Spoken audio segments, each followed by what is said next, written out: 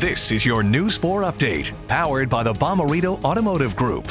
Thanks for choosing News 4, everybody. I'm Maurice Drummond. Here are some stories making headlines into our newsroom this afternoon. The Missouri Attorney General announced that all people arrested in the violent demonstrations and looting Monday night in downtown St. Louis are now back on the streets. Eric Schmidt sent out a tweet saying, quote, "In a stunning development, our office has learned that every single one of the St. Louis looters and rioters arrested were released back onto the streets by local prosecutor Kim Gardner."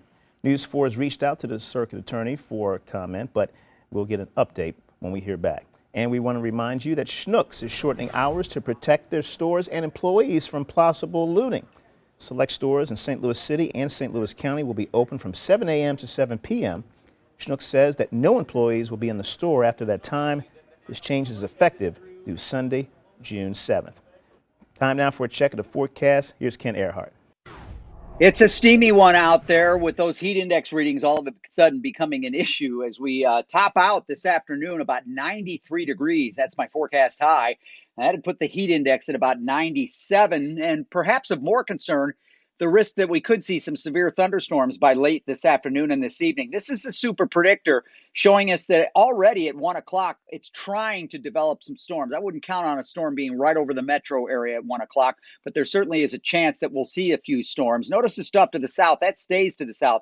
But this stuff that rolls in from the north really starts to accumulate across the area and congeal into these globs of thunderstorms, some of which could produce some damaging winds. That's the primary threat. There's a secondary threat of hail. But you can see these last until early tomorrow morning. So we're talking about overnight storms, perhaps even into daylight tomorrow, still looking at some rain and storms around the area in spots. And again, there is that risk that some of these storms could be strong to severe with damaging winds. Not a lot of anticipated rain beyond that tomorrow afternoon, but there is that risk later tonight, later this afternoon and tonight, that we could see some severe storms and into tomorrow as well. Slight possibility for primarily in the morning that some of those storms could be strong.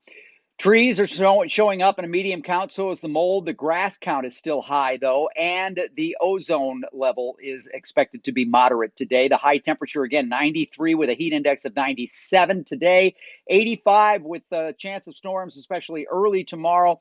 A few storms on Friday, maybe a few showers Saturday morning. Sunday and Monday look really nice, and we could get some rain from a tropical system on Tuesday and Wednesday of next week. All right, Kent, thank you very much. That's your News 4 update. And remember, we're always on KMOV.com and your KMOV News app. Have a good one.